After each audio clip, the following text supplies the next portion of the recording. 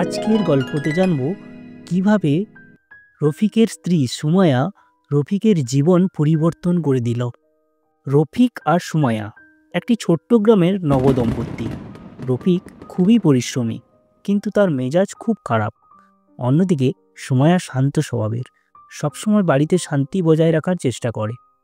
রফিক প্রায় সুমায়াকে অকারণে বকা দেয়, সংসারে ছোট্টখাট্ট ভুলগুলোর জন্য তাকে দোষারোপ করে, কিন্তু সুমায়া সব কিছু হাসি মুখে সহ্য করে।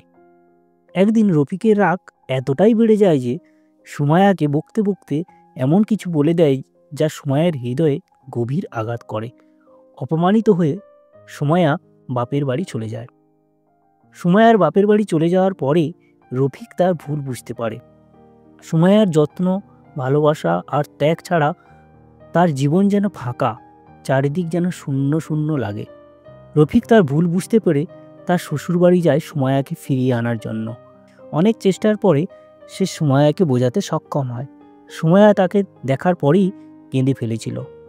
রফিক তার কাছে ক্ষমা চায় এবং তাদের সম্পর্ক পুনরায় নতুন রূপে শুরু হয়। রফিক প্রতিশ্রুতি করে সে আর কখনো সুমায়াকে বকা দেবে না এবং তাকে সম্মানের সাথে রাখবে। এই গল্পটি থেকে আমরা জানতে পারলাম ভালোবাসা তখনই টিকে থাকে যখন সম্মান আর মমতা থাকে।